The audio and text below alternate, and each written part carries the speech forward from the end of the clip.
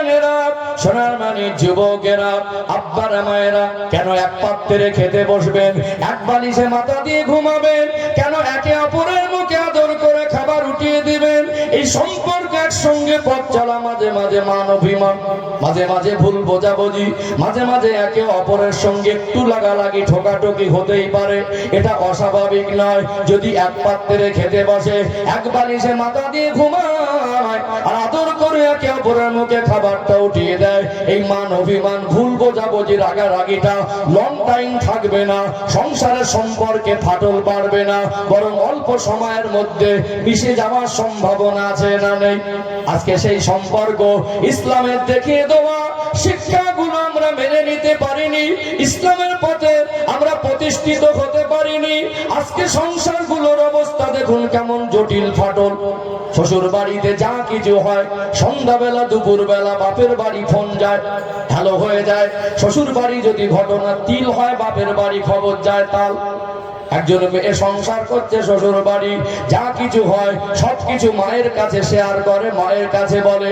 ওখান থেকে কিছু কিছু মা তার মেয়েকে ডিরেকশন দেয়। এই মার মেয়ের যুক্তির কারণে সংসারগুলো নষ্ট হওয়ার সম্ভাবনা আজকে দিনে বর্তমান সময়ে বেড়ে গেছে না কমে গেছে? বেড়ে গেছে না কমে গেছে? স্বামী স্ত্রীর একটা একান্ত একটা গভীর সম্পর্কের ব্যাপার, এটা চার দেওয়ালের মধ্যে থাকার কথা। এই চার দেওয়ালটা টোপকে এখন 48 দেওয়াল হয়ে গেছে, গেছে না যায়নি? এখানে এটাই বিষয়টা স্টপ করছি।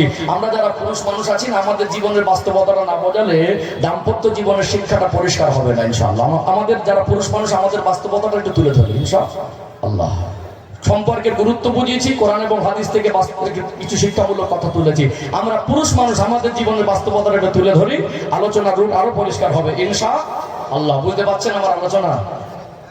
ও ভাইজানেরা, সোনার মানিক যুবকেরা, আব্বারা মায়েরা, আমরা যারা পুরুষ মানুষ আছি, আল্লাহ দয়াময় আমার আপনার মেজাজকে এমন করে দিয়েছেন, একজন পুরুষ মানুষ সে খুশি মনে সংসারের বোঝাটা কাঁধে উঠিয়ে নেয়।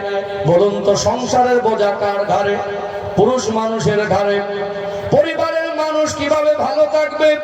বাবা মা বার্ধক্য জীবনে পৌঁছে গেছেন, আগের মতো তাদের শরীরে আর শক্তি নেই, খাটবার ক্ষমতা নেই। বাবা মা কিভাবে শান্তিতে থাকবে? স্ত্রী কিভাবে সন্তুষ্ট থাকবে? ভাই বোন কিভাবে খুশি থাকবে? সোনার মানিক কলিজার টুকরা বাচ্চাগুলো কিভাবে ভবিষ্যৎ তাদের ভালো হবে?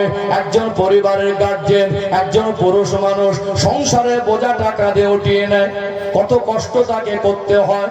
8 ঘন্টা মাঠে কাজ করা, রাজমিস্ত্রি জোগাড়ে কাজ করা, 50 কিলো ওজন সিমেন্টের বস্তাগুলো মাথায় ওঠানো, মাটি কাটা কাজ করা, রক্ত পানি হয়ে যায়, ঘামগুলো গড়িয়ে গড়িয়ে জমিনে পড়ে যায়। কখনো এমন পরিস্থিতি হয় গেঞ্জিটা এতটা ভিজে যায়, পোশাকটা এতটা ঘামে ভিজে যায়, মনে হয় নিংড়ালে ঘাম বের হবে। এত কষ্ট করে একজন পুরুষ মানুষ পরিবারের মুখের হাসি মুখটা দেখতে চায় কি চায় না? সোনার মানিক বাচ্চাদের ছেড়ে দূরে যেতে মন চায় না। পরিবার যাতে ভালো থাকে, সংসারের বোঝাটা নিজের মাথায়। এই জন্য দেশে কাজ না হলে বিদেশে পাড়ি দেয়, নিজ রাজ্যে কাজ না পেলে ভিন্ন রাজ্যে পাড়ি দেয়। সেখানে গিয়ে কখনো মশার কামড়, সেখানে গিয়ে কখনো আরামদায়ক জায়গা পায় না। বর্তমান ভারতবর্ষের সিচুয়েশনে অন্য জায়গায় গিয়ে সেখানে ব্যবসা করাটা বর্তমান সময় কঠিন হয়ে পড়েছে না পড়ে নাই? এত কষ্ট, এত পরিশ্রম কিসের জন্য? পরিবার যাতে ভালো থাকে, সবাইকে খুশি মুখ হাসি মুখ দেখতে চায়। তারপরে বলুন, এই সংসারের বোঝাটা ভারী না হালকা? কি মনে হয়, ভারী না হালকা? শুধু ভারী না, অনেক ভারী। দুটো বিষয় তুলে ধরি, পরিষ্কার হয়ে যাবে। দেখবেন বার্ধক্য জীবনে পৌঁছে গেলেন তো, এখন বাবা আর মা তাদের সন্তানের কাছে টাকা পয়সা চাওয়ার অধিকার আছে না নেই? হ্যাঁ খোদা, 1000 আছে। আমি যেহেতু আমার আলোচনার বিষয়টা আলাদা বলে আমি ব্যাক লাইনে যেতে পারছি না। একটা বাচ্চা যদি বছরে 25,000 টাকা একটা মানুষের খাবার পারপাস দেয় হয়, কত টাকা? 25,000। 50 টাকা তো একদিনে 3 বেলা খাওয়া হবে না, হবে কি? আমাদের বাচ্চারা 30 টাকা খেয়ে নেয়। 50,000 টাকা যদি 50 টাকা হিসাব করেন, তাহলে মাসে হবে 1,500, বছরে হবে 18,000। ওই 18,000 50 টাকায় হয় না। খুব নিম্ন যদি ধরি তো 25,000-এর নিচে আসবে না। এই 25,000 যদি পার বছরে একটা বাচ্চার পিছনে খাওয়া পারপাস শুধু ব্যয় হয়, তো 20 বছর বাবার হোটেলে যে খেয়েছে একটা বাচ্চা 5 লাখ টাকা খেয়ে বসে আছে। ক লাখ টাকা? 5 লাখ। এখন ছেলে বড় হয়েছে তো বাবার মুখের উপর তর্ক করে বলে আমার জন্য কি করেছো?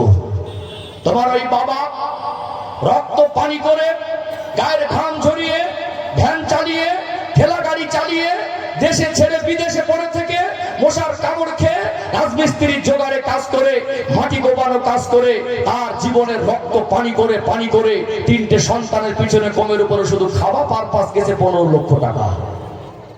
যে বাবা মা তার জীবনের সুখ শান্তি উজাড় করে দিয়ে সন্তানদের জন্য সন্তান কিভাবে ভালো থাকবে তার জীবনের শেষ নিঃশ্বাস পর্যন্ত সন্তানকে ভালো রাখার স্বপ্ন দেখে, সন্তানকে ভালো রাখার প্রতিজ্ঞাবদ্ধ হয়, সন্তানকে ভালো রাখার চিন্তায় মশগুল থাকে, তিনি হলেন সন্তানের বাবা। কথা ঠিক না বেঠিক? এখন বলে কি করেছো? সেই সন্তান আজ বড় হলো, বাবা মা কষ্ট করে তাকে মানুষ করলো, শুধু খাওয়ালো না, পোশাক কিনে দিল, শুধু পোশাক দিল না, অসুস্থ হলে চিকিৎসা দিল, শুধু চিকিৎসা দিল না, একটা বাচ্চার লেখাপড়া শেখানোর জন্য একটা বাবা অনেক সময় ঋণের বোঝাটাও কাঁধে উঠিয়ে নিল। আজ বাবা বার্ধক্য জীবনে পৌঁছে গেছে, অসুস্থ হলে ঔষধ কেনার জন্য 200 টাকা চাওয়ার অধিকার আছে না নেই? ছেলেটাকে বললো কোচি বাবা আগের মতো তো শরীর সুস্থ নয়, 200 টাকা দেন ঔষধ কিনবো। এখন আমাদের ঘরে কিছু ডেঞ্জার বৌমারা আছে, স্বামী তার বাবাকে পয়সা দিলে ওদের বুক ফেটে যায়। আছে না নেই? একটু রেসপন্স দেন। আছে না নেই? এই ছেলেটা ওর স্ত্রীর কাছে ভয় করে, বাবাকে টাকা দিচ্ছি যদি লুকিয়ে দেয় 200 দিলে স্ত্রী মনে করবে 500 দিয়েছে, একটু মানে 16 ইমোশনে ঝাড়াটা মারতো, যদি মানে বোঝে যে 500 টাকা দিয়েছি একটু কড়া করে ঝাড়া মারবে। চিন্তা ভাবনা করে দেখছে অশান্তি যদি একটু বেশি হয় তো ওয়াইফকে স্ত্রীকে বলছে রাতের বেলায় দেখো আব্বাকে 200 টাকা দিও। সে ভদ্রলোকের মেয়ের মনটা এত বড়, সকালবেলা 200 টাকাটা হাতে নিয়ে মনে মনে করছে বুড়োটা শুধু টাকা টাকা টাকা টাকা করে, এ কবে মরবে তা কি জানি, মনে মনে করছে। গিয়ে একটা ঝাড়া মেরে আব্বা তোমার ছেলে 200 টাকা দিয়েছে। আছে না নেই? এমন করছে যেন বাপের বাড়ি থেকে এনে দিচ্ছে। সন্তানের উপার্জনে বাবার হক আছে না নেই? জোরে বলেন। তারপরে একটা মানুষ, পুরুষ মানুষ সংসারের বোঝা ঘাড়ে, এই বাবা 200 টাকা চেয়েছে, তার চাওয়ার হক আছে, যদি সময় মতো দিতে না পারেন না আব্বার মনে হবে ছেলেটা এখন বড় হয়ে গেছে, আব্বাকে আর চেনে না। বলবে না? বলবে না? অসন্তুষ্ট হয়ে যাবে। মা হয়তো বলবে কোচি এই সপ্তাহে এক জামাই বাড়ি আমি যাব, সেখানে গেলে আমার নাতিপুতি আছে, মিষ্টি মিঠাই একটু খাবার টাবার নিয়ে যেতে হয়, গাড়ি ভাড়া আছে, আমাকে আসতে হবে, আমাকে 100-5 টাকা দে না বাবা, আপনি যদি দিতে পারেন তো ভালো, না তো মার মনে হবে যে এখন ছেলেকে বিবাহ দিয়েছি, বৌমা চিনেছে আর মাকে চিনতে পারছে না। বলবে কি বলবে না? হ্যাঁ কথা। একটা পুরুষ মানুষ এত কষ্ট করার পরেও পরিবারের মানুষের মন তোলা কি সহজ? স্ত্রী হয়তো একটা আবদার করলো আমাকে এই জিনিসটা এনে দেন, সময় মতো যদি এনে দিতে পারেন তো ভালো, না তো মনে হবে ম্যাজিক জানে। মুখটা ছিল 2 কিলো 4 কিলো ভার করে নেবে, ঝাড়া মেরে বলবে তোমার আব্বা চাইলে তোমার কাছে থাকে, তোমার মা চাইলে তোমার কাছে থাকে, তোমার ভাই বোন চাইলে তুমি দিতে পারো, আমি যখনই চাই তোমার কাছে থাকে না। তোমার সংসারের জীবনে সুখ শান্তি বলে কিছু পেলাম না। একটা ঝাড়া মেরে দেয় কি দেয় না? হ্যাঁ না? মনে হবে ম্যাজিক জানে। মুখটা 2 কিলো ছিল 4 কিলো হয়ে গেল। ওহ কি কঠিন। একটা পুরুষ মানুষটিকে বুঝতে চায় না তার জীবনের মুহূর্তগুলো কত কষ্টের ভিতর থেকে অতিবাহিত করে। বাড়ি ফেরে গেঞ্জিটা ঘামে ভিজে থাকে, এই সন্তান পরিবার বাবা মা স্ত্রী ভাই বোন সবাইকে সে খুশি দেখতে চায়। এর জন্যই তো মানুষটা 8 ঘন্টা টানা রোদে কাজ করে, অন্যের বাড়ি মজদুরি করে, মাটি কোপানো কাজ করে, দেশে কাজ না হলে বিদেশে ছুটে চলে যায় পরিবারকে ভালো রাখার জন্য। এত কষ্ট করে অনেক সময় পরিবারের মন পাওয়া যায় না। এখন আমাদের তরুণ সমাজ, আমি আমার ভাইদের বাবাজিদের মুরব্বীদেরকে বিনীতভাবে বলি সাবধান হন, সচেতন হন। যেভাবে আমরা দায়িত্বহীন হয়ে পড়েছি, যেভাবে আমরা আমাদের সন্তানদের ক্ষেত্রে দিনের পথে প্রতিষ্ঠিত করার যে দায়িত্বগুলো আমাদের উপর ইসলাম দিয়েছে, যেভাবে আমরা সেই দায়িত্ববোধটুকু ভুলে গেছি, এর কারণে অধিকাংশ আমাদের তরুণ সমাজ গাঁজার মধ্যে ডুবে গেছে। এদের আখলাকে আদর্শের চরিত্রে লেবাসে পোশাকে ছাট কাটে, সুন্নার জামান্য জাররা লেস পাওয়া যায় না। এদের মাথায় এখন ঢুকেছে মোবাইল, মাথায় ঢুকেছে পাবজি গেম, মাথায় ঢুকেছে ফ্রি ফায়ার গেম, মাথায় ঢুকেছে এদের ফেসবুক, মাথায় ঢুকেছে এদের নাটক, মাথায় ঢুকেছে এদের সিনেমা, মাথায় ঢুকেছে এদের খেলা। আজকে যদি আপনি বাবার মা সচেতন না হন, এখনো সময় আছে, তাদের হাত ধরে যদি মসজিদে নিয়ে যাব অভ্যস্ত না করতে পারি, আগামী দিন কিন্তু এর থেকে কঠিন পরিস্থিতি আমাদের দেখতে হবে। সেই দিনের অপেক্ষা। ঠিক বলছি না ভুল বলছি? এখন ছেলেগুলো যুবকগুলো কতটা নিচে নেমে গেল। এই দোষটা তো শুধু তার নয়, তার যদি 40টা গালাগালি মুখস্থ থাকে, আপনি বাবার মা তাকে 4টে কলেমা কেন মুখস্থ করাননি? আফসোস হয়, ছেলেটাকে 20 বছর ধরে মানুষ করলেন, সেই ছেলেটার ছবি নিয়ে বিবাহের সময় ঘুরছেন, ছেলে দেখেছে হিরোর মতো লাগছে, অথচ ছেলেটা দেখা যাবে গালাগালিতে হিরো, গেম খেলায় হিরো, বিড়ি খাওয়ায় হিরো, তেরেঙ্গা খাওয়ায় হিরো, ওকে সূরা ফাতিহা বলতে পারে না। আপনি একজন অপদার্থ বাবা, একজন অযোগ্য বাবা। আপনার দায়িত্ব শুধু পোশাক কিনে দেওয়া, এইটুকু শেষ নয়। আপনি তার পোশাক দিয়েছেন, এটা দায়িত্ব মনে করেছেন। তাকে ইংরাজি শিখিয়েছেন, বাংলা শিখিয়েছেন, এটা দায়িত্ব মনে করেছেন। অসুস্থ হলে চিকিৎসা দিয়েছেন, এটা দায়িত্ব মনে করেছেন। পেটে ক্ষুধা থাকলে বাচ্চা কষ্ট পাবে, তাকে খাবার দিতে হবে, এটা দায়িত্ব মনে করেছেন। জাহান্নাম থেকে বাঁচানোর জন্য তাকে দ্বীনের শিক্ষাটা দিতে হবে, এই দায়িত্বটা আপনার মাথায় ঢুকলো না। আপনার সন্তানকে 20 বছর ধরে তাকে নামাজ সহি করে কিভাবে পড়তে হয় শেখালেন না, জানাজা কিভাবে পড়তে হয় শেখালেন না। দুটো বাচ্চা আমানত আপনার কাছে, আপনার সন্তান, আপনার যতটা দায়িত্ব অন্য কারো অতটা দায়িত্ব না। আপনার সন্তান আপনি যতটা শাসন করার অধিকার রাখি, অন্য কেউ অতটা রাখে না। আপনার সন্তান সে কষ্ট পেলে আপনি যতটা কষ্ট পাবেন, অন্য কেউ অতটা কষ্ট পাবে না। আপনার সন্তান আপনার উপরে দায়িত্ব যতটা বেশি, আমি হুজুর আমার উপর অতটা বেশি দায়িত্ব না। 20 বছর ধরে তাকে আপনি সূরা ফাতিহা শেখাতে পারলেন না। সারা গ্রামের মানুষ 2000 মানুষকে একজন হুজুরের সামনে বসে দেবেন, বছরে একটা বা দুটো জলসা দেবেন, আর হুজুরের ঘাড়ে বোঝা চাপিয়ে দেবেন, হুজুর গ্রামের মানুষকে পরিবর্তন করে দিয়ে যান। এই স্বপ্ন দেখলে সারা জীবন বাস্তবায়ন হবে? কষ্ট পাচ্ছেন মনে হয়। আজকে যুব সমাজের দিকে দেখুন, এরা মসজিদের রাস্তা চেনে না, এরা কলেমা বুঝলো না, ঈমান বুঝলো না, ইসলাম বুঝলো না। এরা নাটক বুঝলো, সিনেমা বুঝলো, গান বুঝলো, খেলা বুঝলো। আজকে একটা যুবক ছেলের 20 বছর বয়স, ওই ছেলেটার মাথায় ঢুকে যখন মোবাইল, বন্ধু বান্ধব ক্লাসমেট একসঙ্গে বসা করে, ও আব্বাকে এসে বলছে, আব্বা আমাকে একটা মোবাইল কিনে দিতে হবে। আমার আল্লাহ স্মৃতি ঠিক রেখেছে, অজের লাইন বলে দেন, একদম মেপে কথা বলা মানুষ। আমি বলছিলাম না, পুরুষ মানুষ কষ্ট করেও সংসারের বোঝাটা অতটা হালকা, কি হালকা না ভারী, অতটা হালকা না। এই ছেলেটা যদি 20 বছর বয়স বাবার কাছে একটা মোবাইল চায়, আপনি দিতে পারেন তো ভালো, না তো একটা ধারা মেরে বলবে আমার আব্বা আমাকে ভালোবাসে না। বলবে কি বলবে না? মেয়েটার 2 মাসের টিউশনির পয়সা বাকি, ও আব্বার কাছে এসে বলছে, আব্বা 2 মাসের তো টাকা বাকি, স্যার বলছে এই মাসে টাকা দিলে পড়াবে না, যদি সময় মতো আপনি দিতে পারেন তো ভালো। না তো মেয়েটাও বলবে, না পড়াবে তো বলে দেন না, আমার মান সম্মান লাগছে, আমি পড়তে যাবো না। বাবাকে না দিতে পারলে বাবা রাগ করে, মাকে না দিতে পারলে মা কষ্ট পায়, স্ত্রীকে না দিতে পারলে সে ঝাড়া মারে, ছেলের মোবাইলটা কিনে দিতে পারলে সে রাগ করে, মেয়েকে না কিনে দিতে পারলে সেও আর এক রকম রাগ করে। একজনই তো পুরুষ মানুষ, সংসারের বোঝা, এটা কি একেবারে হালকা নাকি? এত কষ্ট করে অনেক সময় পরিবারের মানুষের মন ওঠে না। চলুন এটা একটা দিক আরেকটু ক্লিয়ার করি, আরেকটু পরিষ্কার হবে ইনশাআল্লাহ। বুঝতে পারছেন আপনারা আমার কথা? হ্যাঁ, একটু তাকবীর দেন তো, না ওই তাকবীর। খিদে লেগেছে না ঘুম লেগেছে? হ্যাঁ, মুর্শিদাবাদ জেলার মানুষ, এটা নবাবের দেশ। হ্যাঁ, আপনাদের মনের মধ্যে তো একটা ইমানি পাওয়ার আছে। এতগুলো মানুষ আমরা এখানে আছি, এখানে ঝিমিয়ে গেল। আপনি এখানে বসে মন থেকে, হৃদয় থেকে আল্লাহকে আল্লাহ বলে ডাকবেন, আল্লাহু আকবার ধ্বনি তুলবেন, এখানে মানুষই হবে। বাজার করতে গেলেন, হাট করতে গেলেন, মার্কেটে অনেক লোক বেশি, একা যদি চিৎকার মেরে আল্লাহু আকবার বলে ওঠেন, কেউ বলবে মনে হয় পাগল হয়ে গেছে। এক সপ্তাহে তো গালি দেন, গীবত করেন, পরচর্চা করেন, কত অনর্থক কথা বলি। আল্লাহ বলা সৌভাগ্য অনেকের হয় না। এই জায়গাটা আল্লাহ বলার পরিবেশ। আপনার চতুর্পাশে ডাইনে বামে যারা বসে আছে, তারা আল্লাহ বলে অভ্যস্ত হওয়া মানুষ। আল্লাহ ওয়ালাদের সোহবাতে বসেছেন, আল্লাহ বলনেওয়ালাদের সোহবাতে বসেছেন।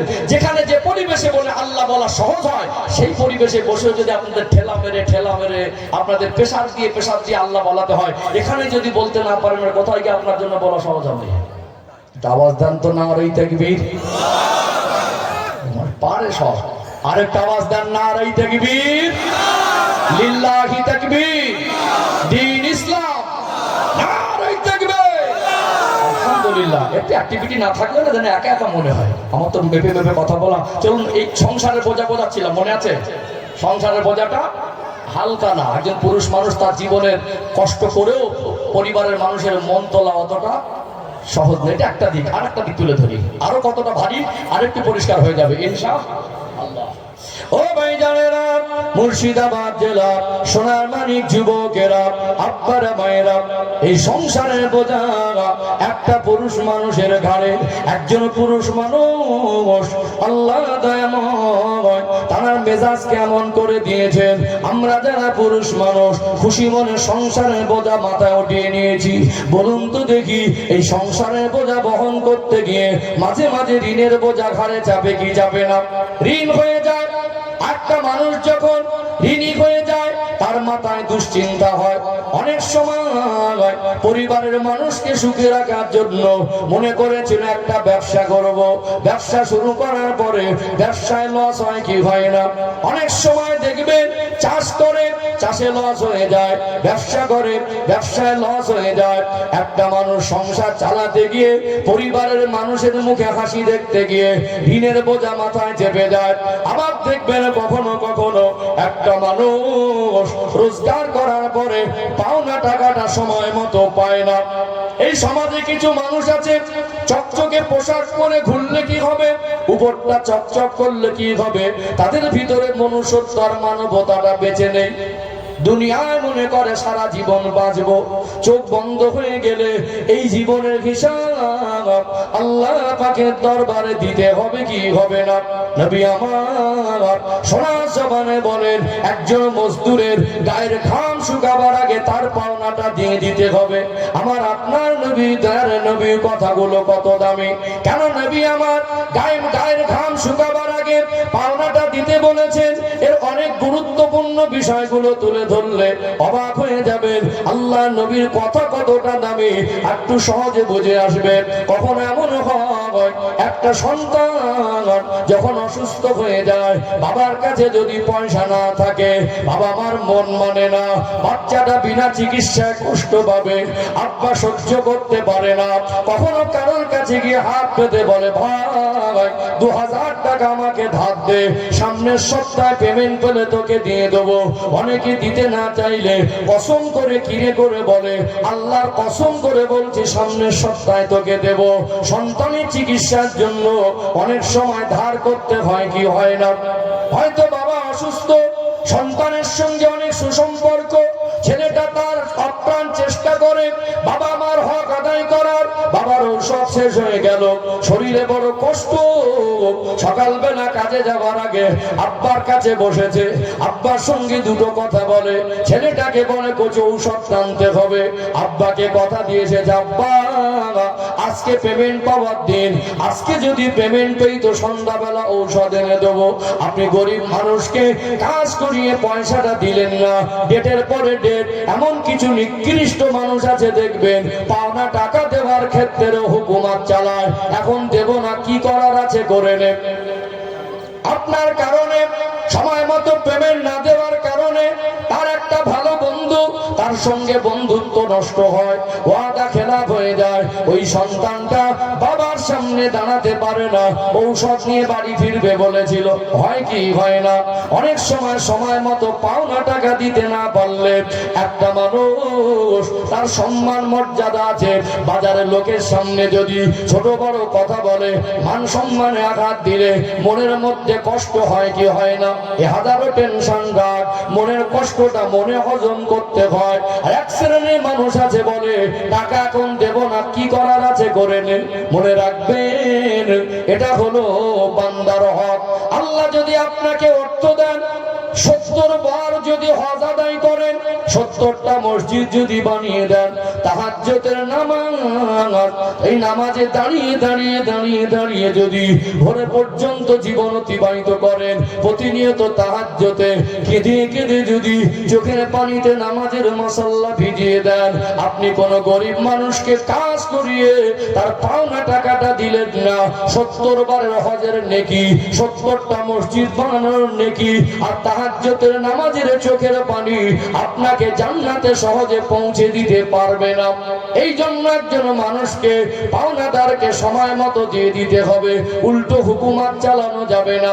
আবার দেখবেন এই সমাজে কিছু মানুষ আছে মনটা অনেক ছোট, একটা মানুষকে কাজ করানোর জন্য নেওয়ার পরে সারাদিন কুটকুট করে, যত কাজ করে দেয় মন ওঠে না। পরিবারের মানুষ তারা সংসারে ভালো থাকবে এই চিন্তা নিয়ে সকালবেলা উঠেছে, শরীরটা আজকে ভালো না, মনে মনে করে আজকে কাজে না গেলে ভালো হয়, কথা দেওয়া আছে অনেক সময় সেটিং নষ্ট হয়ে যাবে। এই মানুষটা কাজে যাওয়ার পরে প্রচন্ড উদ্দর, শরীরটা অস্বস্তি, শরীরে বড় কষ্ট, মনে মনে হয় একটুখানি যদি আরাম করতাম বসে থাকতাম, কিন্তু সেটিং এর আরো পর্যন্ত বসে না, আমি একা কি করে বসি, এমনি মালিকের মন ওঠে না। এই অসুস্থ শরীর নিয়ে অনেকে কোনো দিন কষ্টের কাজ করে কি করে না, কষ্ট করে বাড়ি ফেরে সব দিন মন মেজাজ একরকম থাকে না, কখনো লস খায় চাষে, কখনো লস খায় ব্যবসায়, কখনো পাওনা টাকা দিতে না পেরে ওয়াদা খেলাপ হয়ে গেলে ছোট বড় কথা বলে। এই মানুষটা যখন পরিশ্রম করে দিনের শেষে বাড়ি ফেরে, বলুন তো দেখি এখানে বাড়ি ফেরার পরে একটু ধৈর্য সবর দরকার আছে না নেই? ইসলাম বলছে এখানে একজন পুরুষ মানুষ বাইরের রাগ টেনশন এটা উগরে দেওয়ার জন্য আপনার স্ত্রীর মা তুলে, আব্বা তুলে, বংশ তুলে, গোষ্ঠী তুলে গালাগালি দেবেন, গালাগালি শুরু করবেন, বন্ধ করবেন না, আর কিছু হলে গায়ে হাত তুলবেন, এটা ইসলামের শিক্ষা নয়। তারপরে বলবো আমি পুরুষদের পক্ষে বলছি না, একজন পুরুষ মানুষ সংসারের বোঝা বহন করতে গিয়ে যে সিচুয়েশনের মধ্যে থেকে তার সময় অতিবাহিত হয়, বাড়িতে আসার পরে আনব্যালেন্স হয়ে যাবার সম্ভাবনা আছে না নেই? আছে না নেই? যদিও উচিত সবর করা, স্ত্রীর উপরে রাগটা উগড়াতে গিয়ে তাকে প্রত্যেকদিন বাড়ি এসে গালাগালি দেবেন, কিছু হলে গায়ে হাত তুলবেন, এটা তো ইসলামের শিক্ষা নয়। তারপরেও একটা পুরুষ মানুষ সংসারের বোঝা টানতে গিয়ে তার যা বিভিন্ন রকম ঘাত প্রতিঘাত সহ্য করতে হয়, কখনো কখনো আনব্যালেন্স হয়ে যাবার সম্ভাবনা থেকে যায়। যদি স্বামী কোনোদিন আনব্যালেন্স হয়ে যায়, স্ত্রী কি সহ্য করা উচিত না? কি বলেন? স্ত্রী তো সহ্য করা উচিত। যদি আনব্যালেন্স স্বামী হয়ে গিয়েছে তাহলে সহ্য করলে অশান্তি হতো না, ঝগড়া হতো না, মারামারি হতো না। আমাদের ঘরে কিছু মায়েরা, মেয়েরা, বৌমারা আছে মারাত্মক ডেঞ্জার। স্বামী বাড়ি এসে যদি কোনোদিন আনব্যালেন্স হয়ে একটা কথা বলে, উল্টে মুখের উপরে চারটে বলে দেয়, আছে না নেই? মুখে মুখে তর্ক করবে, মনে হবে মেশিন চলছে, কার বাবায় মুখ বন্ধ করায়, আর অভিযোগের ক্যাসেট রেডি করে রাখে। শ্বশুর কি বলেছে, শাশুড়ি কি বলেছে, দেওর কি বলেছে, ননদ কি বলেছে, ওই অভিযোগের ক্যাসেট চালিয়ে দেবে, তার মুখ বন্ধ হবে না। স্বামী কষ্ট করে বাড়ি এসেছে, তার সামনে ভালো মুখ নিয়ে দাঁড়ান। যদি কোনোদিন আনব্যালেন্স হয়ে যায়, তখন স্বামীর রাগটাও হজম করতে হবে। ওই মুহূর্তে তার মাথায় কি টেনশন, কি অবস্থা আছে, তার মানসিক অবস্থাটা কি, না বুঝে সুঝে ওই অভিযোগের ক্যাসেটটা যদি ওই সময় চালু করে, সংসারে শান্তি হবে। অভিযোগ থাকলে স্বামীকে হাজার বার বলার অধিকার আছে, কখনো ঠান্ডা মেজাজে, কখনো পরিস্থিতি বুঝে, কখনো যখন একান্ত ভালো মেজাজে থাকবেন, আপনার অসুবিধা সুবিধা স্বামীকে হাজার বার জানাবেন। কিন্তু কষ্ট করে বাড়ি ফিরেছে, গেঞ্জিটা নিংড়ালে ঘাম বের হবে, তখন যদি মুখে মুখে তর্ক করে, তখন যদি মেশিনের মতো মুখ চালায়, তখন যদি একটা কথা বললে চারটে উত্তর দেয়, ও তাবিজের হালসি মাথার তলা থেকে পা পর্যন্ত ঝুলিয়ে দিলে সংসারে শান্তি, আমাদের ঝগড়া বন্ধ হবে? বন্ধ হবে? বন্ধ হবে না। আমরা ইসলামের শিক্ষাগুলো আমাদের জীবনে বাস্তবায়ন করতে পারি না। অশান্তি হলে আমরা কি করি? তাবিজখানায় চলে যাই তাবিজ আনতে। সম্মানিত ভাইরা, এখানে আমার রাসূলের জীবনের অংশ থেকে একটু দৃষ্টান্ত তুলে ধরি, তাহলে আরেকটু শিক্ষাটা পরিষ্কার হয়ে যাবে ইনশাআল্লাহ। কোরআনুল কারীমের 21 নম্বর পারা, সূরার নাম হলো সূরা আল আহজাব, আয়াত নাম্বার 21। আল্লাহ দয়াময় স্পষ্ট করে জানিয়ে দেন, লাকাদ কানা লাকুম ফি রাসূলিল্লাহি উসওয়াতুন হাসানা।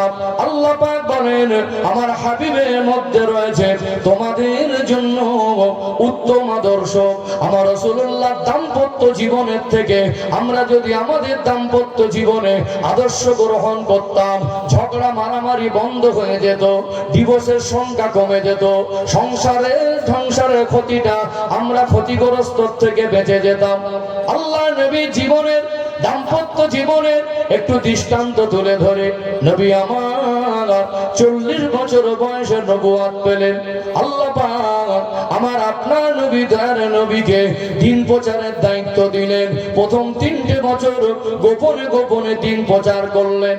আল্লাহ পাক পুনরায় ওহী করলেন, وأنذر আশীরাতাকাল আকরাবিন। আমার হাবিব, আপনার যারা নিকটস্থ আত্মীয় আপনি তাদেরকে ভয় প্রদর্শন করুন। আল্লাহ নবীর বয়স তখন 43 বছর। আল্লাহ পাক ওয়াদা দিলেন, এতদিন প্রথম 3 বছর গোপনে দিন প্রচার হয়েছে, এবারে প্রকাশ্যে কলেমার বাণী প্রচার করেন। নবী আমার মক্কার জমিনে যখন থেকে প্রকাশ্যে কলেমার বাণী প্রচার শুরু করেছিলেন, আল্লাহ নবীর দুশমন তৈরি হয়ে গেল। আমার আপনার নবীকে মক্কার নিষ্ঠুর হিংস্র মানুষেরা আবু জেহেল, আবু লাহাব, উতবা, সাইবা, রাবিয়া, উমাইয়া ইবনে খালদ, এরা বড় বড় কাফের আমার নবীকে নির্বংশ লেজ কাটা বলেছে, আমার রাসূলুল্লাহকে মাজনুন বলেছে, পাগল বলেছে, আমার নবীকে সাহির বলেছে, আমার রাসূলকে তারা জাদুকর বলেছে। আমার নবীকে এত নোংরা ভাষা আক্রমণ করত, কখনো কখনো আমার আপনার নবীকে জানে মেরে ফেলার পরিকল্পনা করত। এর মাঝেও নবী আমার কখনো শুনতে পেতেন গরিব গরিব সাহাবীদের উপরে কাফেররা জুলুম অত্যাচারের রোলাপ চালাচ্ছে। আমার আপনার নবী হলেন দয়ার নবী, মায়ার নবী। আমার রাসূল তার নিজেকে যতটা ভালোবাসতেন তার থেকে উম্মতি দিগকে আরো বেশি ভালোবাসতেন। সাহাবাদের জুলুম অত্যাচারের কথা শুনে আল্লাহ নবীর মনটা ভার হয়ে যেত। সারাদিন কাফেরদের জবান থেকে অপমানের কথা শুনে আমার রাসূলুল্লাহর মনটা দুঃখে ভরে থাকতো। মানসিক ভাবে কিছুটা বিধ্বস্ত হতেন, ভেঙে পড়তেন। চেহারায় ক্লান্তির ছাপ, চেহারাটা মলিন, রাত গভীর হয়ে যেত। সারাদিনের ক্লান্তি, কাফেরদের কাছে অপমানমূলক কথা, সাহাবাদের জুলুম অত্যাচারের চিত্র, সবকিছু কষ্ট বেদনা নিয়ে আম্মা জান হযরতে খাদিজাতুল কুবরা রাদিয়াল্লাহু আনহার ঘরের দরজায় দাঁড়িয়ে যেতেন। নবী আমার আম্মা জানকে সম্বোধন করে সালাম দিতেন। এক মুহূর্ত দেরি হতো না। तमाम उम्मतेर मा उम्माहातुल मुमिनीन अम्मा जान हजरते खादिजातुल कुबरा রাদিয়াল্লাহু আনহা সঙ্গে সঙ্গে দরজাটা খুলে দিতেন। নবী আমার আশ্চর্যজনিত হয়ে জিজ্ঞাসা করতেন, ও হযরতে খাদিজা, কি মাঝরা, কি সন্ধ্যা, কি গভীর রাত, যখনই বাড়ি আসি সালাম দেওয়ার সাথে সাথে উত্তর পাই, দরজা খুলতে তো দেরি হয় না। আমি নবী বাড়িতে ফিরছি যেন মনে হয় খাদিজাতুল কুবরাকে কে যেন জানিয়ে দিয়েছেন, আপনি কি রাতের বেলা ঘুমান না? আম্মা জানের দুটা চোখ থেকে টপ টপ টপ টপ করে পানি টুসা গড়িয়ে যেত। আল্লাহর প্রিয় হাবিব জিজ্ঞাসা করতেন, হযরতে খাদিজা, কেন আপনি কাঁদছেন? আপনার চোখে কেন পানি? আল্লাহর নবীর ওই পূর্ণিমার চাঁদের মতো চমকানো চেহারার দিকে তাকিয়ে বলতেন, ইয়া রাসূলুল্লাহ, হাবিবাল্লাহ, আমি খাদিজা কত বড় সৌভাগ্যবতী, আল্লাহর অফুরন্ত দয়া, আল্লাহর প্রিয় হাবিবের স্ত্রী হওয়ার সুযোগ আমি খাদিজাকে আমার আল্লাহ দিয়েছেন। আপনি আল্লাহর প্রিয় হাবিব, আপনাকে আমি হৃদয় থেকে ভালোবাসি।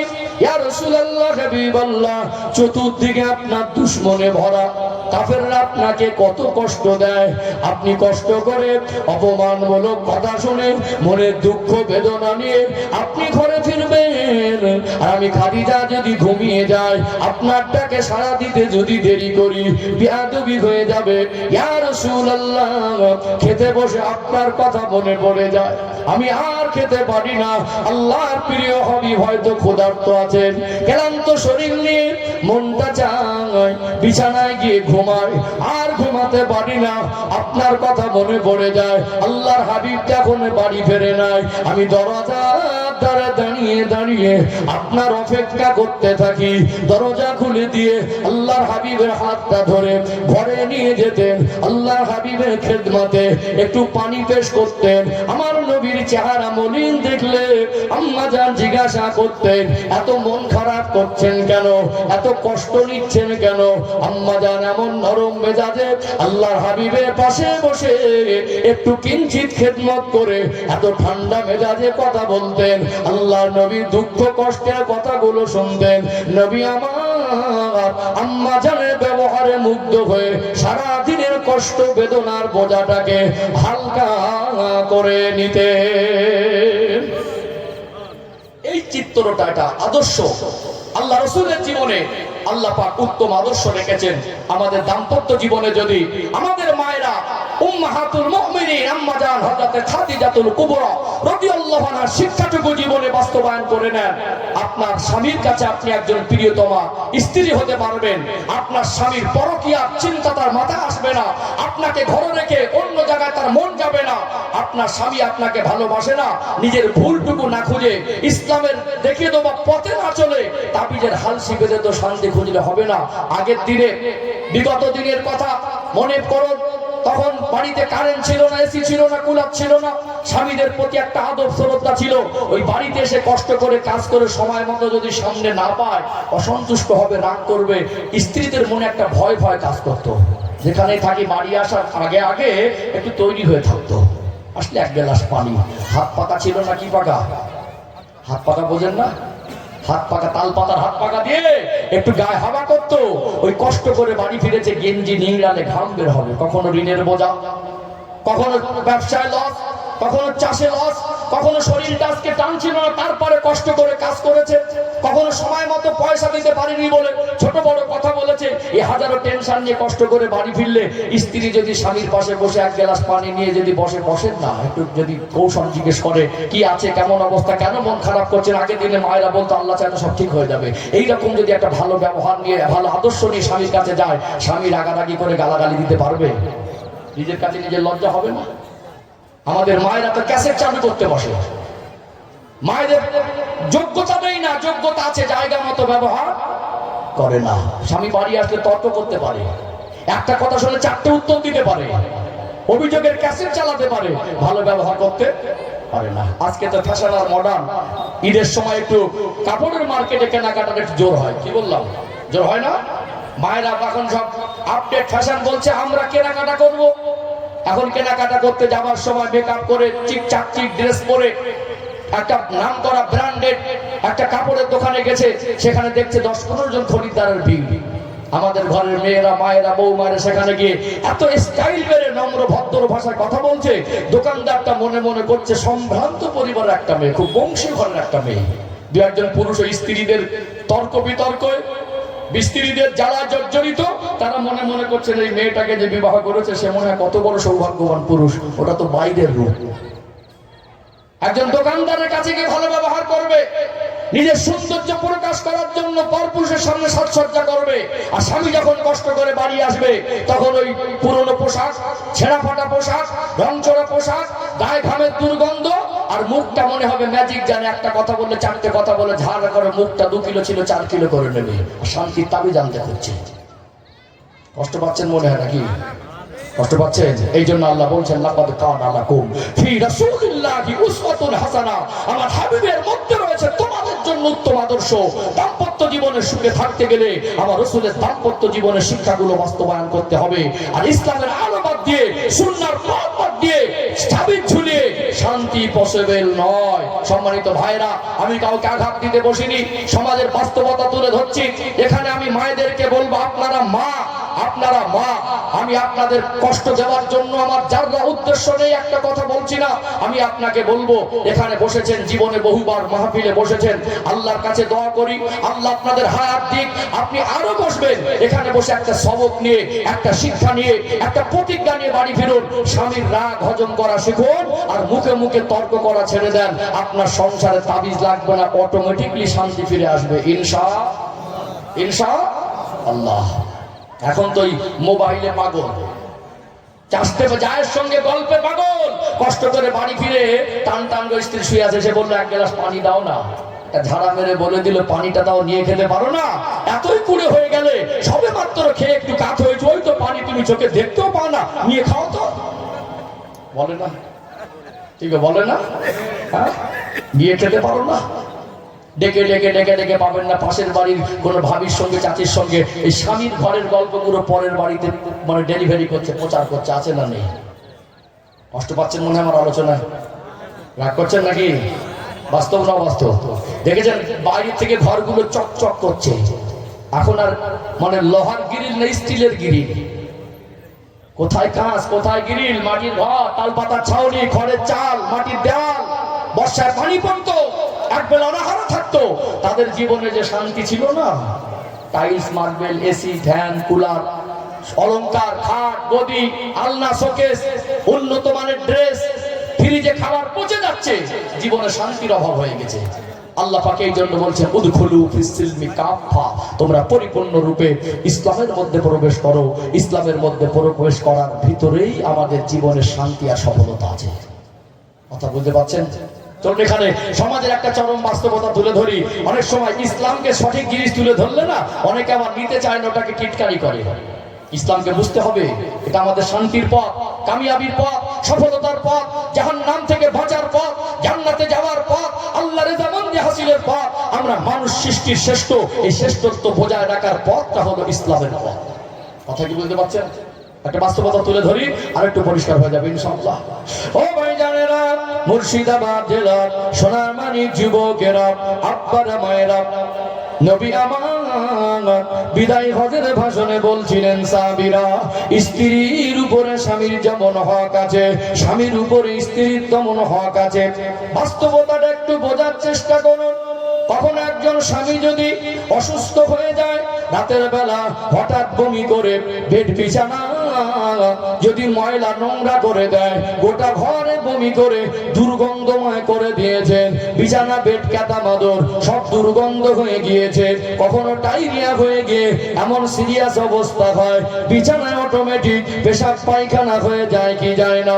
পেশাব পায়খানা যদি করে ফেলেন, বিছানায় যদি পায়খানা হয়ে যায়, আপনি স্বামী, আপনি যদি বমি করে নোংরা করে দেন, আপনার স্ত্রী বাড়িতে থাকা সত্ত্বে আপনার ভাইয়ের স্ত্রী ভাবিকে আর বাড়ির পাশের বাড়ির চাস্তে ভাবিকে গিয়ে যদি বলেন, আমি রাতের বেলা বমি করে ফেলেছি, অথবা আমার ডায়রিয়া হয়েছে, পায়খানা করে ফেলেছি, চলেন একটু ধৌত করে পরিষ্কার করে দেবেন, আপনার স্ত্রী থাকা সত্ত্বে আপনার চাস্তো ভাবি আর নিজের ভাবি কি ওগুলো পরিষ্কার করতে আসবে?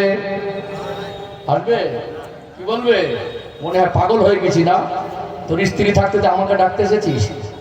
একজন মেয়ে, তার 18 বছরের লালিত পালিত হওয়া জন্মভূমি, তার বাবা মারা দৌড়, তার চতুর্দিকে মিশে থাকা পরিবেশে তার আত্মীয় স্বজন, তার ছোটবেলার বন্ধু বান্ধবী, তার কাছের মানুষ সব কিছু ছেড়ে কখনো 20 কিলোমিটার থেকে 200 কিলোমিটার পর্যন্ত আরো বেশি দূরে একটা অপরিচিত মানুষ, জীবনে তার সঙ্গে সম্পর্ক ছিল না, সেখানে অন্যের হাত ধরে স্বামী হিসাবে মেনে আপনার জীবনে আপনি যখন পায়খানা করে ফেলেন অসুস্থ হয়ে, কেতাটা সে ধৌত করে, আপনি বমি করে বেড বিছানা নোংরা করে দিলে আপনার স্ত্রী ধৌত করে।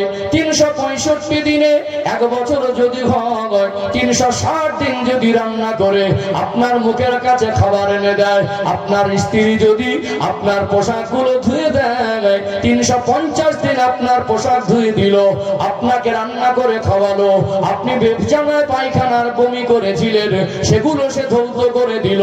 আপনার স্ত্রী যদি কখনো অসুস্থ হয়ে যায়, প্রয়োজনে স্বামী হিসেবেও স্ত্রীর পোশাকটা ধৌত করে দিতে হবে, প্রয়োজনে স্ত্রীর কাছে রান্না করে তার মুখের ধারে খাবার টেনে দিতে হবে। এটা হলো ইসলামের শিক্ষা। কিন্তু এই বাস্তবতাকে আজকে আমাদের ঘরে অনেক মানুষ মানতে চায় না। আজকে সমাজের অশান্তির একটা মূল কারণ, নিজের মেয়েটা শ্বশুর বাড়িতে যতটা ভালো থাকবে, মেয়ের বাবা আর মা আশা করে নিজের বউ মায়ের উপরে ওই ইনসাফটুকু করতে পারে না। একটা মেয়ে আর একটা ছেলে, মেয়েটা ছোট, মাল সম্পদ, টাকা পয়সা অনেক কিছু আছে, মেয়েটা অত্যন্ত আদুরে, খুব জেদ করে, যা চায় তাই এনে দেয়, যা বলে তাই শোনে। এখন আদর করে জেদ কষ্ট করে সহ্য করে মেয়েটা বড় হয়েছে, এখন মেয়ের বাবার মার মাথায় চিন্তা বাড়ছে, মেয়ে যা জেদ করে, মেয়ে যা আদুরে, এই যেভাবে মানুষ হয়েছে যদি ভালো বাড়িতে না পড়ে তো সংসার কঠিন হয়ে যাবে। কি মনে হয়? খুব খোঁজাখুঁজি করছে একটা ঠান্ডা দেখে জামাই, কি জামাই, গরম না, একটু নরম জামাই যেন হয়। মেয়েটা কি জিনিস জানে তো, এখন জামাইতে বাস্তবে খুঁজে খুঁজে একটু নরম দেখেই ধরেছে। আল্লাহ পাক মানুষের এই টোটাল মানুষের অবস্থানের একটা আয়না বানিয়েছে চেহারাকে। চেহারার মধ্যে কিছু মানুষের কিছু একটা অনুভব করা যায়, সামথিং হলো অনুভব করা যায় না। খুব দেখে দেখে একটা নরম শান্ত মেজাজের ছেলেকে জামাই করেছে, মেয়ে যা জেদ করে জামাই তাই এনে দেয়। মেয়ে যখন ঝাড়া মারে জামাইকে না সহ্য করে নেয়, তখন মেয়ের বাবা আর মা বলে আমার জামাই তো কপাল করে বোঝে সোনার জামাই। কিসের জামাই? কিসের জামাই? মেয়ে বেলা পর্যন্ত ঘুমা, শ্বশুর শাশুড়ি যদি কিছু না বলে, মেয়ে সময় মতো রান্না করে খাবার না দিল, শ্বশুর শাশুড়ি যদি অভিযোগ না করে, তখন বলবে আমার বেইবিনের মতো মানুষ হয় না। কি বলবে? আমার মেয়ের কপালটা খুব ভালো। মেয়ে যদি জেদ করে জামাই সহ্য করলে সোনার জামাই, মেয়ে রাগ করলে ঝাড়া মারলে জামাই সহ্য করলে সোনার জামাই। আর আপনার বৌমার হয়ে কখনো যদি কোনো প্রয়োজনে ইসলামের দেখিয়ে দেওয়া পথে আপনার ছেলে তার কাজে সহযোগিতা করে, অনেকে মনে করে আমার ছেলে বউর কাছে বিক্রি হয়ে গেছে। শ্বশুর বাড়ি মেয়েটা যতটা ভালো থাকবে আশা করে, নিজের বৌমার প্রতি যদি সেই ইনসাফ করতো, সংসারে অশান্তি 50% কমে আসতো না? আমরা ইসলামকে বুঝিনি। ও মান সম্মান বুঝছে যে আমার ছেলে বৌমার কাপড় ধুচ্ছে 365 দিনে 60 দিন যদি আপনাকে ধুয়ে দেয়, সে যদি দুদিন বিছানা সজ্জা হয়ে যায়, আপনার বাড়ির আশপাশে তেমন কারো সহযোগিতা না পান, আপনার বাচ্চা দুটো হয়তো স্কুলে বা মিশনে কোনো আবাসিক প্রতিষ্ঠানে পড়ছে, আপনার শ্বশুর বাড়ি থেকে কাউকে এনে ওই সমস্ত ধৌত করার কোনো পরিস্থিতি নেই, আপনি স্বামী আপনার উচিত নিজে হাতে স্ত্রীর পোশাকটা ধৌত করে দেওয়া। আল্লাহ রাসূল শিখিয়ে দিলেন এই দাম্পত্য জীবনের সম্পর্ক শুধু একজনের উপরে বোঝা চাপিয়ে দেবেন নয়। স্ত্রীর যদি স্বামীর উপরে হক থাকে, স্বামীর স্ত্রীর উপরে হক আছে। আল্লাহর নবী সাল্লাল্লাহু আলাইহি সাল্লাম তিনি সফর থেকে ফিরেছেন, ক্লান্ত শরীর, চেহারায় ক্লান্তির ছাপ, মরুভূমির ধুলাবালি। নবী আমার ঘরে ফিরে আম্মাজান হযরতে আয়েশা সিদ্দিকা রাদিয়াল্লাহু আনহাকে সালাম দিলেন। আল্লাহর নবী সাল্লাল্লাহু আলাইহি সাল্লামের সালামের জবাব দিলেন। আম্মাজান দরজা খুলে দিলেন। আল্লাহর নবী বললেন, আয়েশা বড় ক্ষুধার্ত, সময় মতো ঠিক মতো খাওয়া হয়নি, আপনার কাছে এসেছি, ঘরে কি কিছু খাবার আছে? আম্মা জানের চোখ দুটা ছলছল করে। ইয়া রাসূলুল্লাহ, আল্লাহর প্রিয় হাবিব আমি আয়েশার হযরত এসেছে, আমি এতটা খুশি আপনাকে ভাষায় বলতে পারবো না। ইয়া রাসূলুল্লাহ, হাবিবাল্লাহ, আমি কয়েকটা দিন উনানে রান্নার প্রয়োজন হয়নি, শুকনো খাবার খেয়ে, খেজুর খেয়ে, পানি খেয়ে দিন অতিবাহিত করছি, ঘরে রান্না করার মতো তেমন কিছু নেই। আপনি আল্লাহর প্রিয় হাবিব এসেছেন, আপনার খেদমতে ক্ষুধার্ত অবস্থায় এসেছেন, এই মুহূর্তে যদি কিছু দিতে পারতাম আমি আয়েশা কতটা খুশি হতাম, হয়তো ভাষায় আপনাকে বোঝাতে পারতাম না। হুজুর আমার ঘরে এই মুহূর্তে পানি ছাড়া কিছু নেই, একটু পানি পান করেন, একটু আপনি বসেন। আমি আয়েশা মনে হয় কিছু সামান্য জবের আটা পড়ে আছে, একটু কিছু সবজি যদি ঘরের মধ্যে থাকে আমি আপনার জন্য যত তাড়াতাড়ি সম্ভব একটু রুটি বানিয়ে, একটু সবজি কেটে আপনার জন্য সালান বানিয়ে আপনার খেদমতে পেশ করব। আম্মা জান আটাগুলো নিয়ে খাবির বানাচ্ছেন, আল্লাহর নবী খাম থেকে তরোয়ালটা বার করে সবজিগুলো কাটছেন। আম্মা জান বলছেন, ইয়া রাসূলুল্লাহ আপনি ক্লান্ত, আপনি ক্ষুধার্ত, আপনি সফর থেকে ফিরেছেন, আপনি কেন কাজ করছেন, একটু বসুন না। আল্লাহর নবী তার ওই ক্লান্তির ক্ষোভ রাগ উগরালেন না, বাড়িতে এসে কেন খাবার পেলেন না, গালাগালি দিলেন না, গায়ে হাত তুললেন না, বরং মুস্কি হেসে বললেন, আয়েশা তুমি একা করলে দেরি হবে, আমি রাসূল যদি কাজে একটু সহযোগিতা করি এটা তাড়াতাড়ি হয়ে যাবে। কি মধুর আদর্শ! কখনো একটা বাচ্চাকে নিয়ে, দুটো বাচ্চাকে নিয়ে, কখনো পরিবারের কাজ সামলাতে গিয়ে, শরীর তো সব সময় আমাদের মতো করে চালাতে পারি না, শরীর তো শরীরের মতো চলে। কখনো কোনোদিন অসুস্থতা দিয়ে যদি দুদিন দেরি হয়ে যায় রান্না করতে সহ্য করতে হবে। বাড়িতে এসে গালাগালি দেবেন, কিছু হলে গায়ে হাত তুলবেন, এটা ইসলামের শিক্ষা না। এই সমাজে কিছু যুবক আছে ইসলামের শিক্ষা থেকে এতটা দূরে সরে গেছে, স্ত্রীকে মারবে, অশ্লীল ভাষায় গালি দেবে। ওই বাবা বিবাহের আগে ছেলের ছবি নিয়ে বলছিল হিরো, পরে দেখা যাচ্ছে গালাগালিতে হিরো। কিসে হিরো? গালাগালিতে হিরো। আবার বন্ধু বান্ধবের সঙ্গে বলছে আজকে না মেরে শুইয়ে দিয়ে এসেছি, মনে করছে ভীষণ বড় মোস্তান। স্ত্রীকে মারাটা মোস্তানি নয়, স্ত্রীকে মারাটা মোস্তানি নয়। কিরকম মোস্তান? গ্রামে যারা সুদ খাচ্ছে, আল্লাহর হুকুমের সীমা লঙ্ঘন হচ্ছে, ওখানে গিয়ে বলুন তো আমার গ্রামে সুদের ব্যবসা চলবে না? আপনি খাচ্ছেন, আপনার দেখা দেখে আর দুজন খাবে। ছোট ছোট বাচ্চাগুলো গাঁজার নেশায় ডুবে যাচ্ছে, যারা গাঁজা খায় আর গাঁজা বিক্রি করে, ওখানে গিয়ে প্রতিবাদ করুন আমার গ্রামে গাঁজা বিক্রিও চলবে না আর গাঁজা খাওয়াও চলবে না, তবে তো বলবো আপনি মোস্তান। কিরকম মোস্তান? লাঠির বলে, পাটির বলে, পয়সার বলে, অর্থের বলে, যোগাযোগের বলে, ডিগ্রির বলে, ক্ষমতার বলে, নেতৃত্বের বলে, যোগাযোগের প্রশাসনের বলে। অনেকে লোকের জায়গা জোর করে বাপের মাল মনে করে দুহাত ঠেলে দখল করে বসে আছে দামি জায়গা। কিরকম মোস্তানকে বলেন তো? ন্যায্য পাওনা জায়গাটা ওর খাতা কলমে ছেড়ে দেন, তবে তো বলবো মোস্তান। কষ্ট পাচ্ছেন মনে হয়। কিরকম মোস্তান? গ্রামের ইমাম আলেমদের উপর অবিচার হয়। মসজিদে এসির বিল আসে 35,000, মসজিদে এসির বিল আসে গরমের সময় 35,000। গোটা মসজিদের ফান্ডে 2 লাখ টাকা জমা, ইমামের বেতন 8,000 টাকার ঊর্ধ্বে ওঠে না। একজন ইমামের উপরে বেনসাপি হয়, ওই কিরকম মোস্তান, ওখানে গিয়ে বলুন তো মসজিদ কমিটি ইমামের বেতনটা কেন বাড়ছে না? সমাজে যখন অন্যায় হয়, অপরাধ হয়, অবিচার হয়, জুলুম হয়, সেখানে গিয়ে আপনার মোস্তানি পাওয়া যায় না।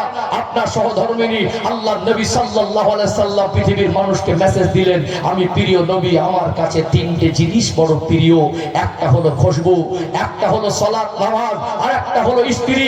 নবী মেসেজ দিলেন স্ত্রীটা ভালোবাসার জিনিস। কখনো যদি প্রয়োজনে শাসনের প্রয়োজন হয়, কখনো যদি স্ত্রীকে কখনো তন্বি করতে হয়, তার লিমিট ইসলাম বেঁধে দিয়েছে।